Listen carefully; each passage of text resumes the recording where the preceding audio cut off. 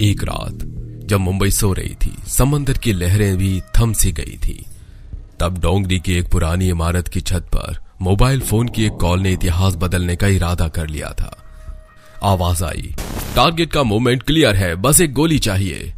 पर किस्मत को यूं मंजूर नहीं था, क्योंकि अगर वो गोली चल जाती तो हिंदुस्तान की राजनीति का नक्शा ही बदल जाता। शिवसेना का वो शेर जिसने मुंबई के लाखों लोगों की आवाज बनकर सत्ता को हिला दिया था, शायद आज हमारे बीच नहीं होता। ये कहानी है दो ताकतों की, एक हिंदुत्व की राजनीति के सिरमौर बाल ठाकरे, दूसरा अंडरवर्ल्ड का काला बादशाह दाऊद इब्राहिम, और उस अधूरे प्लान की जिसे अगर अंजाम मिल जाता तो देश की सियासत, मीडिया और माफिया की लकीरें हमेशा के लिए बदल जाती। ये सिर्फ एक नेता की शुरुआत नहीं थी, ये आग का वो पहला शोला था जिसने महाराष्ट्र की राजनीति में एक नई लकीर खींच दी। एक वक्त था जब बाल केशव ठाकरे के हाथ में सिर्फ एक पेंसिल थी, वो पेंसिल जिससे वो कार्टून बनाते थे, सरकार की नीतियों पर तंज कसते, भ्रष्टाचार की चीरफाड़ करते और आम आदमी की तकलीफों को रेखाओं में ढालते। पर वक्त ने करवट ली और वो कार्टूनिस्ट देखते ही देखते करोड़ों मराठी लोगों की आवाज बन गया। 60 के दशक का मुंबई तब बंबई कहलाता था। वहां एक चुप्पी थी, मराठी लोग इस शहर को खून पसीने से सींच रहे थे, लेकिन नौकरी, उद्योग और पहचान पर कब्जा था बाहरी लोगों का। तब एक आवाज उठी, निडर, खुली और आग की तरह जलती हुई।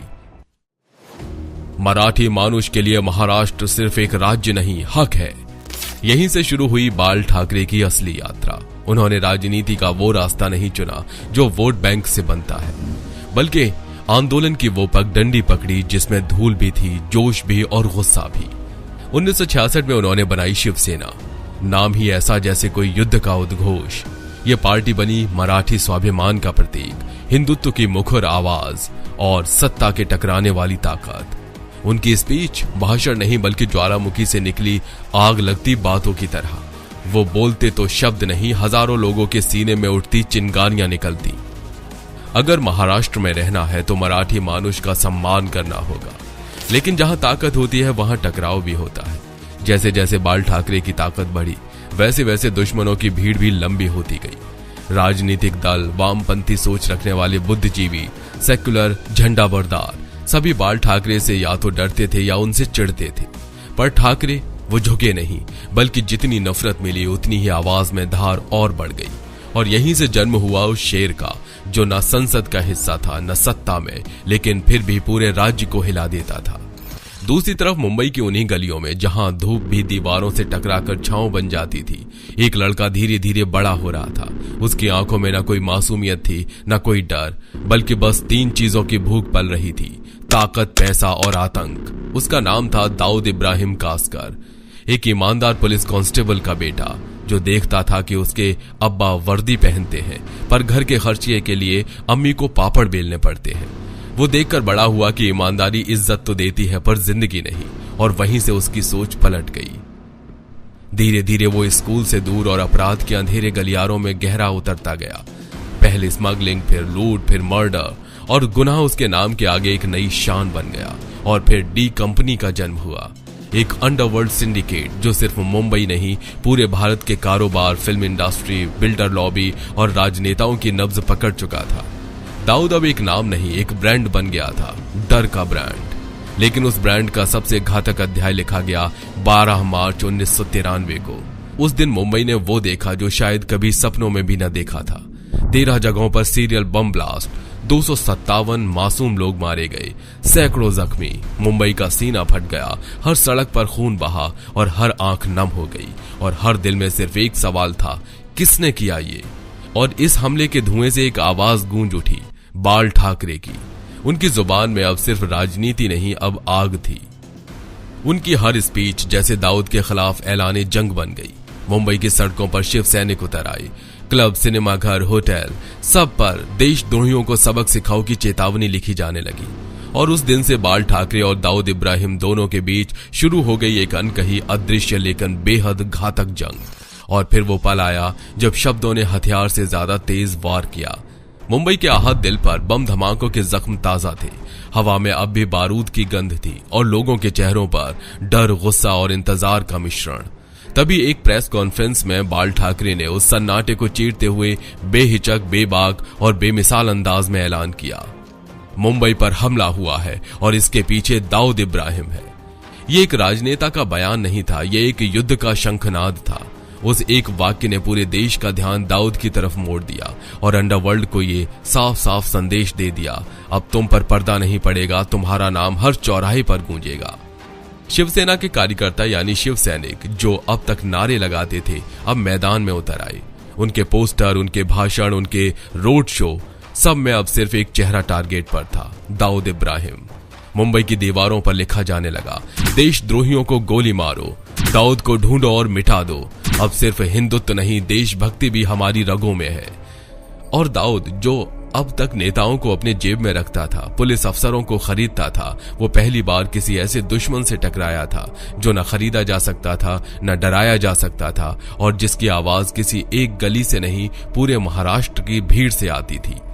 बाल ठाकरे अब सिर्फ एक नेता नहीं थे, वो दाऊद के लिए भीड़ की ललकार बन चुके थे।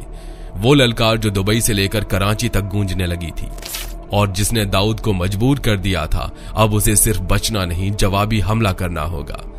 साल था 1999। मुंबई की हवा में गर्मी भी थी और साजिश भी।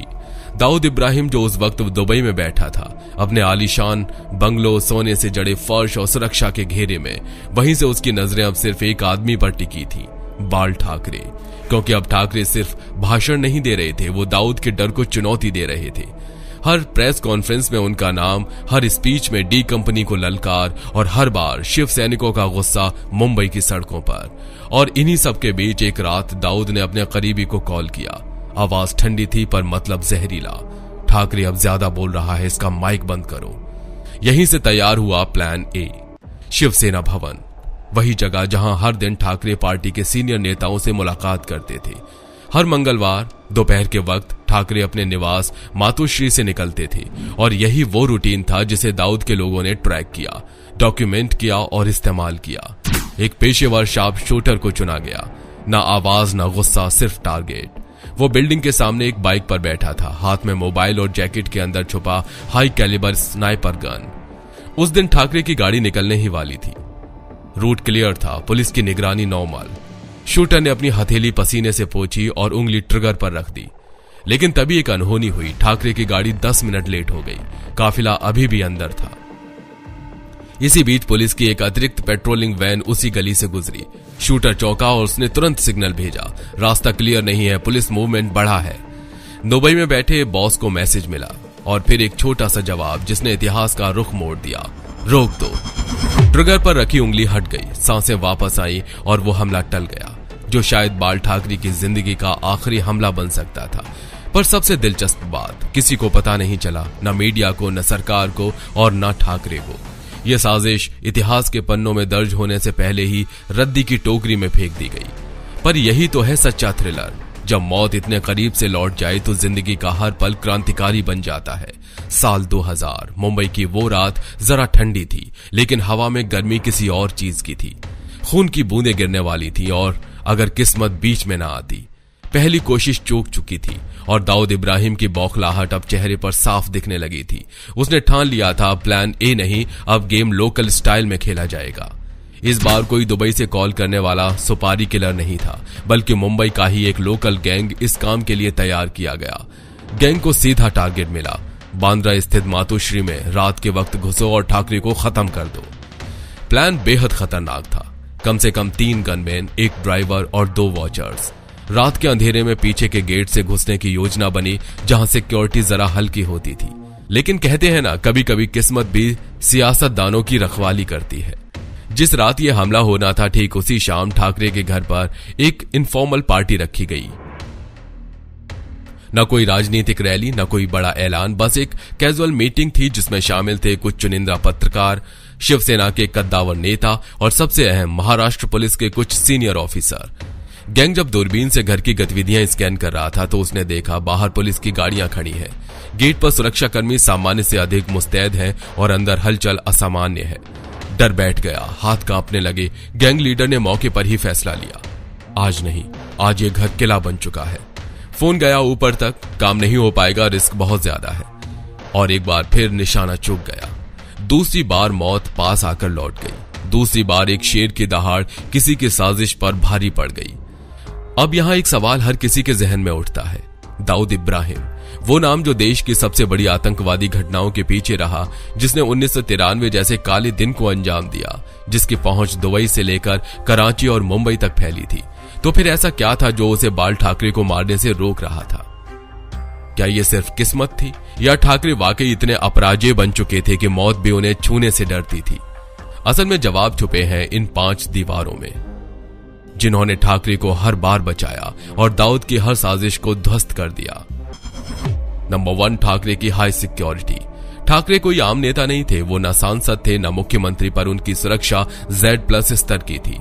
महाराष्ट्र सरकार जानती थी कि ठाकरे पर खतरा मंडरा रहा है। उनकी फायर ब्रांड छवि और दाऊद के खिलाफ खुली बयानबाजी ने उन्हें टॉप टारगेट बना दिया था। इसलिए उनके घर मातोश्री को किसी किले की तरह सुरक्षित कर दिया गया था। CCTV, स्नाइपर्स और अंदर बाहर हर गतिविधि पर नजर रखने वाली एजेंसियां। नंबर 2, शिव सैनिकों की नजर। अगर किसी ने ठाकरे की असली ढाल बनाई थी तो वो थे शिव सैनिक। हर गली, हर मोड़, हर सभा में वो सिर्फ कार्यकर्ता नहीं, बिना वेतन के बॉडीगार्ड्स की फौज बन चुके थे। ठाकरे के निवास के बाहर 24/7 ड्यूटी, हर संदिग्ध चेहरे पर शक की नजर और जरा सी हरकत पर तुरंत एक्शन। कोई बाहर वाला शख्स दूर से आता भी था तो उसके आने की खबर पहले शिवसेना भवन में पहुंचती थी। नंबर 3, लोकल पुलिस का डर। मुंबई पुलिस जानती थी अगर ठाकरे पर कुछ हुआ तो शहर जल उठेगा, इसलिए लोकल थाना स्तर से लेकर ATS तक हर एजेंसी की अनौपचारिक ड्यूटी थी ठाकरे को हाथ भी न लगे। और यही वजह थी कि कोई भी लोकल गैंग चाहे कितनी भी बड़ी सुपारी क्यों न मिले, मुंबई में यह काम करने की हिम्मत नहीं जुटा पाता था। नंबर 4, राजनीतिक असर। दाऊद एक अपराधी था लेकिन बेवकूफ नहीं। वो जानता था अगर बाल ठाकरे को कुछ हुआ तो मुंबई में सिर्फ दंगे नहीं बल्कि भारत की राजनीति में एक सुनामी आ जाएगी। हिंदू वोटर्स भड़क उठेंगे और शिवसेना को जनाधार और मजबूत हो जाएगा और सरकार पर ऐसा दबाव पड़ेगा कि दाऊद को जिंदा पकड़ने तक की मुहिम शुरू हो सकती है। उसके लिए सिर्फ एक हत्या नहीं होती बल्कि खुद की कब्र खोदने के बराबर होती। नंबर 5, दाऊद के नेटवर्क में लीकेज। अब बात करते हैं सबसे दिलचस्प वजह की। डी कंपनी का नेटवर्क बड़ा था लेकिन पूरी तरह भरोसेमंद नहीं। हर बार जब भी कोई प्लान बनता किसी न किसी जरिए वो खबर लीक हो जाती। कभी कोई सुपारी किलर बात ज्यादा कर देता तो कभी लोकल गैंग आपस में लड़ पड़ते। ये लीक कभी पुलिस तक पहुंचती तो कभी ठाकरे के करीबियों तक और फिर एक्शन से पहले ही अलर्ट लग जाता। तो दोस्तों, जब आप सोचते हैं कि दाऊद जैसा आतंकवादी ठाकरे को क्यों नहीं मार पाया, तो जान लीजिए ठाकरे सिर्फ एक आदमी नहीं थे, वो एक सिस्टम थे, एक चेतना थे और एक ऐसी दीवार जिसे कोई धमकी या गोली गिरा नहीं सकती थी। अब जरा कल्पना कीजिए, अगर दाऊद इब्राहिम का निशाना चूकता नहीं, अगर वो गोली चल जाती, अगर बाल ठाकरे की सांसें मातोश्री की दीवारों के भीतर ही थम जाती, तो क्या होता? मुंबई की सड़कों पर सिर्फ आंसू नहीं गिरते, वहां आग बरसती, हर गली में गुस्सा होता, हर दीवार पर बदला लिखा होता। हिंदुस्तान के सबसे बड़े महानगर में धर्म की लकीरें खून से खींच दी जाती। हिंदू बनाम मुसलमान की वो बहस जो पहले सिर्फ टीवी डिबेट्स और अखबारों के कॉलम्स तक सीमित थी, वो अब सड़कों पर उतर जाती। शिवसेना जो ठाकरे के विचारों और नेतृत्व पर खड़ी थी, वो या तो टूट जाती या फिर इतना आक्रामक रूप लेती कि भारत के लोकतंत्र को भी कांपना पड़ता। राजनीति, वो शून्य जो ठाकरे के जाने से पैदा होता, वो बीजेपी जैसे दल के लिए उभरने का सबसे बड़ा अवसर बन जाता। लोगों को जरूरत होती एक नए कट्टर विचार वाले नेता की, जो आक्रोश को दिशा दे सके, और बीजेपी उस जगह को तेजी से भरती। शिवसेना और भाजपा का समीकरण एक नया मोड़ लेता। शायद राजनीतिक हिंदुत्व का सबसे बड़ा विस्फोट इसी मोड़ पर होता। और दाऊद, वो अब एक गैंगस्टर नहीं रह जाता, उसकी पहचान बदल जाती। वो नंबर 1 राष्ट्रीय दुश्मन बन जाता। देश भर में दाऊद को पकड़ो, दाऊद को मारो जैसे पोस्टर लगते। उसके खिलाफ सिर्फ इंटरपोल नहीं, भारत की जनता खुद एक अभियान बन जाती। और तब पाकिस्तान, जो पहले ही दाऊद को शरण देने के आरोप में घिरा हुआ था, वो भारत के सीधे निशाने पर आ जाता। कारगिल के जख्म अभी ताजा थे और ठाकरे की मौत उस आग में घी का काम करती। शायद भारत पाकिस्तान के रिश्ते डिप्लोमेटिक टेबल से उठकर बॉर्डर पर उतर जाते। देश में फुल वार मोड की घोषणा हो सकती थी और एक राजनीतिक हत्या एक अंतर्राष्ट्रीय युद्ध की चिंगारी बन सकती थी। तो सोचिए, एक आदमी की जान सिर्फ एक इंसान का अंत नहीं होता, कई बार वो पूरे इतिहास को नया मोड़ देने वाली चाबी बन जाती है। ठाकरे की मौत अगर उस दिन हो जाती तो आज भारत वैसा भारत नहीं होता जिसे हम जानते हैं। वो दिन जब कैमरों की फ्लैश लाइट्स की चकाचौंध के बीच बाल ठाकरे मंच पर खड़े थे। वही अकड़, वही आत्मविश्वास और वही आग जो उनकी आवाज में हमेशा रहती थी। पत्रकारों के सवालों की बौछार थी और देश भर में अफवाहें उड़ रही थी कि ठाकरे पर हमला हो सकता है। पर उन्होंने जो कहा वो सिर्फ एक बयान नहीं था, वो आने वाले वक्त के लिए चेतावनी थी। मुझे मारना आसान है पर मेरे विचार नहीं मरेंगे। मैं मर भी जाऊं तो भी मेरी तस्वीर से डर बना रहेगा।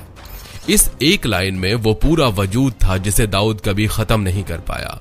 ठाकरे जानते थे कि मौत एक दिन सबको आनी है, लेकिन कुछ लोग मरकर भी अमर हो जाते हैं क्योंकि उनके शब्द, उनके विचार और उनका डर इतिहास की नसों में दर्ज हो जाता है। और वही हुआ। दाऊद के एक के बाद एक प्लान या तो लीक हुए या वक्त ने उन्हें धोखा दे दिया। हर चुका हुआ निशाना ठाकरे को और बड़ा बनाता गया। जो कभी सिर्फ एक मराठी नेता था, वो अब अंडरवर्ल्ड के सबसे बड़े दुश्मन के तौर पर जाना जाने लगा। यह टकराव अचानक नहीं हुआ था। यह कहानी 90 के दशक से शुरू हो चुकी थी, जब मुंबई में माफिया का बोलबाला था। हाजी मस्तान, करीम लाला और बाद में दाऊद इब्राहिम, इन नामों का खौफ हर अखबार की हेडलाइन बन चुका था। लेकिन तभी सड़कों पर एक और नाम गूंजने लगा, शिवसेना। बाल ठाकरे की सेना ने इन माफियाओं के खिलाफ खुला ऐलान कर दिया था, अब मुंबई तुम्हारी नहीं रहेगी। राज ठाकरे, मनोहर जोशी और शिवसेना के कई नेताओं ने खुद मोर्चा संभाल लिया। दाऊद को मारो अभियान यह कोई नारेबाजी नहीं थी, बल्कि एक सीधा संदेश था अंडरवर्ल्ड को। शिव सैनिक पोस्टर लगाते, गैंगस्टर्स के अड्डों पर रेड कराते और कई बार तो खुद भिड़ जाते उन लोगों से जिनसे पुलिस भी डरती थी। यही वजह थी कि दाऊद के लिए शिवसेना सिर्फ एक राजनीतिक पार्टी नहीं थी, बल्कि एक सिस्टम था। वो सिस्टम जो उसे चुनौती देता था, जो उससे डरता नहीं था और जो उसे मुंबई से मिटा देना चाहता था।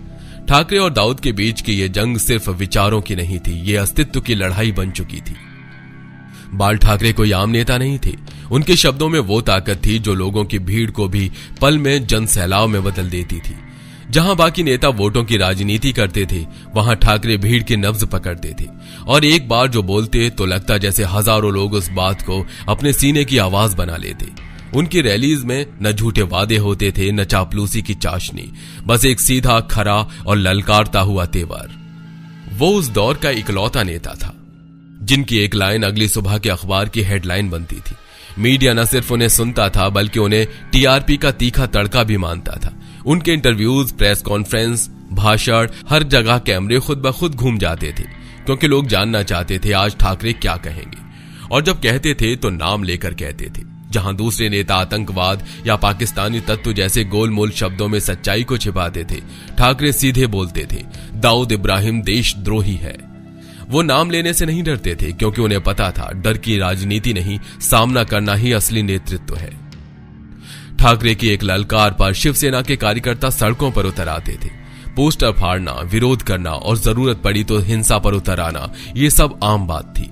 ठाकरे ने कभी अपने अनुयायियों को गांधीगिरी सिखाई ही नहीं। उनका दर्शन था, अगर कोई तुम्हें मारे तो तुम उसे छोड़ो मत। और सबसे बड़ी बात, ठाकरे डरते नहीं थे, न दाऊद से, न सरकार से, न वोट बैंक से। वो कहते थे, मैं किसी से नहीं डरता क्योंकि मैं अपने लोगों से प्यार करता हूं और जो जनता से प्यार करता है वो किसी के भी बंदूक से नहीं डरता। ठाकरे की यही निडरता दाऊद के लिए सबसे बड़ी चुनौती बन गई थी क्योंकि जब सामने वाला न बिकता हो, न झुकता हो और न डरता हो तो उसे हराना नामुमकिन हो जाता है। आज ठाकरे हमारे बीच नहीं है। वो आवाज जो कभी लाखों की भीड़ को एक साथ खड़ा कर देती थी, वो आंखें जिनमें न डर था न झुकाव, अब सिर्फ तस्वीरों में मुस्कुराती हैं। वहीं दूसरी ओर दाऊद इब्राहिम, वो शख्स जो कभी दुनिया की सबसे बड़ी अंडरवर्ल्ड कंपनी का मालिक था, आज छुप छुप कर जी रहा है। कभी कराची की गलियों में, कभी फर्जी पासपोर्ट पर किसी और नाम से। शायद उसे भी डर है किसी अधूरे हिसाब का। पर उस अधूरे हमले की कहानी वो सिर्फ फाइलों में बंद नहीं है, वो आज भी मुंबई की दीवारों में दर्ज है। मांटुका के चाय स्टॉल से लेकर दादर के पुराने अखबार विक्रेताओं तक हर किसी के पास उस साजिश की एक अलग थ्योरी है। क्योंकि लोग भूल सकते हैं तारीख है, पर वो पल नहीं जब मौत ने दस्तक दी थी और किस्मत ने दरवाजा बंद कर दिया था। अगर उस दिन वो गाड़ी 10 मिनट लेट ना होती, अगर वो पार्टी न चल रही होती, अगर वो फोन पर जवाब रोक दो की जगह गो अहेड होता, तो यकीन मानिए आज शिवसेना शायद टूट चुकी होती या फिर उतनी उग्र हो चुकी होती कि सियासत की भाषा बदल जाती। महाराष्ट्र की राजनीति जो ठाकरे की रैली और अखबार सामना की लहर पर चलती थी, शायद किसी और के इशारे पर चलती। भारत की राजनीति में एक ऐसा खालीपन आ जाता जिसे सिर्फ नेता नहीं एक आंदोलन भर रहा था। ठाकरे की हत्या अगर उस दिन हो जाती तो वो सिर्फ एक इंसान की मौत नहीं होती, वो एक विचारधारा की हत्या होती, एक लाखों लोगों के आत्मविश्वास पर हमला होता और शायद एक ऐसे संघर्ष की हार होती जो सत्ता से नहीं सिस्टम से लड़ रहा था। आज भले ही ठाकरे इस दुनिया में नहीं है, पर वो हमला जो नहीं हो पाया वो हर बार याद दिलाता है कि किस्मत भी कभी कभी नेताओं की रखवाली करती है। और शायद इसलिए बाल ठाकरे का नाम आज भी जिंदा है, न सिर्फ शिवसेना में बल्कि हर उस दिल में जो निडर होकर सच बोलने की हिम्मत करता है। तो दोस्तों, अगर आपको अब भी लगता है कि यह सिर्फ एक हमले की कहानी थी तो एक पल ठहरिए और फिर सोचिए, क्योंकि ये सिर्फ गोलियों की आवाज और सुपारी किलर्स की कहानी नहीं थी। ये एक ऐसी जंग थी जहां बंदूकें थी, पर उससे बड़ी थी एक विचारधारा। ये कहानी थी सत्ता बनाम संगठित जुर्म की, एक ऐसा टकराव जिसमें एक तरफ था दाऊद इब्राहिम जैसा माफिया किंग जिसकी पहुंच देश की सीमाओं से बाहर तक थी, और दूसरी ओर एक नेता जिसके पास न बंदूकें थी न हथियार, बस एक जुबान थी और भीड़ का विश्वास। दाऊद ने पूरा प्लान बनाया था, शूटर तय, टाइमिंग फिक्स, रूटीन ट्रैक किया गया, लोकेशन तय की गई, सब कुछ सटीक था। बस एक चीज उनके प्लान में नहीं थी, ठाकरे का डर। वो डर जो दुबई के महल में बैठकर भी दाऊद की नींद उड़ा देता था। वो अक्सर जो हर भाषण के बाद सड़कों पर उतरने वाला जनसैलाब पैदा करता था। कभी कभी इतिहास बदलने के लिए गोली चलाना जरूरी नहीं होता, बल्कि उसका न चलना ही इतिहास बन जाता है। एक अधूरी गोली जो अगर चल जाती तो देश की राजनीति, समाज और सड़कों पर ऐसी आग लगती जो शायद आज तक न बुझी होती। पर वो गोली नहीं चली, क्योंकि कुछ कहानियां सिर्फ खत्म होने के लिए नहीं होती, वो चेतावनी देने के लिए होती हैं। तो अगली बार जब आप किसी अखबार में किसी नेता के बयान को पढ़ें या किसी गैंगस्टर की साजिश की खबर सुने तो याद रखिए, कुछ लड़ाइयां सामने से नहीं लड़ी जाती, वो पर्दे के पीछे चलती हैं, और उनमें जीत उसी की होती है जिसके नाम से दुश्मन भी कांप जाए। और इस कहानी में वो नाम था बाल ठाकरे। अगर ये कहानी आपको छू गई हो, अगर एक पल को भी आपकी सोच को झकझोर दिया हो, तो इस वीडियो को शेयर जरूर करें, क्योंकि ये सिर्फ एक स्क्रिप्ट नहीं थी, ये कोई फिक्शनल थ्रिलर नहीं, ये एक अधूरी साजिश का सच था। एक ऐसा सच जो अखबारों की हेडलाइन नहीं बना, पर मुंबई की गलियों में आज भी फुसफुसाहट की तरह जिंदा है। याद रखिए, इतिहास में कई बार ऐसी गोलियां चली हैं जिन्होंने राजा गिराए हैं, देश बदले हैं, लेकिन कुछ गोलियां जो नहीं चली उन्होंने भी उतना ही बड़ा असर किया है। क्योंकि जब एक गोली नहीं चलती तो वो एक सवाल छोड़ जाती है, क्या होता अगर? और वही अगर पूरी पीढ़ियों की सोच बदल देता है। तो अगली बार जब आप किसी साजिश की कहानी सुने तो एक बार जरूर सोचिएगा, क्या सचमुच वो खत्म हो गई थी या बस चूक गई थी। वीडियो पसंद आया हो तो आगे बढ़ाइए, क्योंकि ये सिर्फ किसी एक की लड़ाई नहीं, ये हम सब के इतिहास की परछाई है।